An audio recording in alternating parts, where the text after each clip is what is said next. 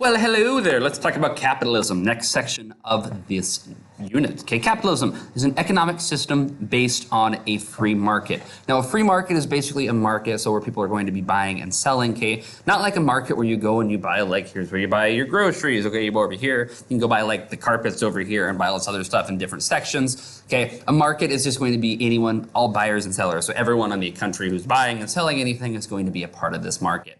A free market is when you can really do whatever you want. You can sell goods for as much as you want. You can sell them for as cheap as you want. You can make as many as you want. You can buy up everything in one market. If you want to buy up every single like water bottle manufacturing company in this entire country and the market of that country, you can certainly do that. It's free market. Whatever you want to do, you can do. Additionally, under capitalism, people are allowed to own private property. So I can buy as much property as I want and I can individually own this. If I don't want to let you on it, it's my private property. I own it. I do not have to let you on that property.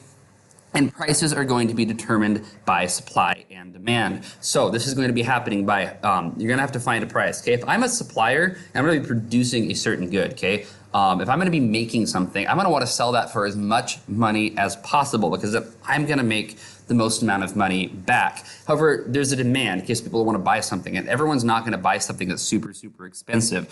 So I got to find the price where I will sell something for the maximum amount of money where I can still make a good profit off of that, but the highest amount where people are still going to buy it. Okay, if I sell something for too much, no one is going to buy it. Okay, an example of this could be an apple. If I'm going to be an apple producer, okay, I'm going to be growing apples. I'm an apple farmer, so I'm going to be selling these apples. Say I want to sell these apples for 5 BD. I'm going to make a lot of money off of my apples. However, no one's going to buy that. But say there's a lot of people are going to buy an apple for maybe 1 BD, okay, but no one's going to buy it for 2 BD. So I'm going to put that at 1 BD. That's going to be the highest price that I can sell that apple for where people are still going to buy it. So we're going to have prices determined by that supply and demand. I'll explain this a little bit more in class. I'll also link a video down below in the comments if you want to know a little bit more about supply and demand from a unit on economics, which we're not going to cover right now, but will be covered later on in my courses.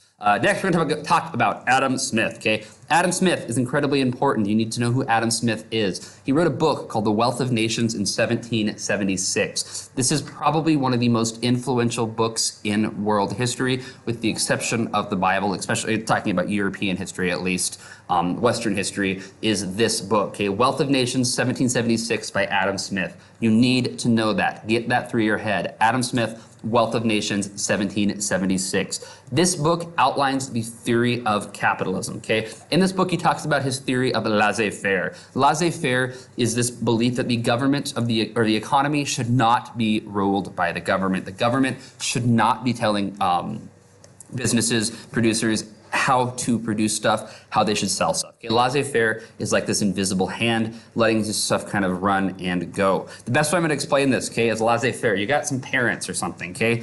You got a parent right there and they're babysitting or they're watching their kids. They've got like 3 kids right there, okay? The lazy parent is just going to let their kids do whatever those kids want to do, okay? Laissez-faire, lazy, laissez. They kind of look the same. Laissez, okay, you're a little bit lazy over here. Laissez-faire, okay, so you're just going to let things run the course. So these lazy parents are just going to let their kids do whatever they want to do. Now, if this, okay, say there's one little truck or something that the kids are playing with, and another kid wants to play with that truck, and they start fighting over it.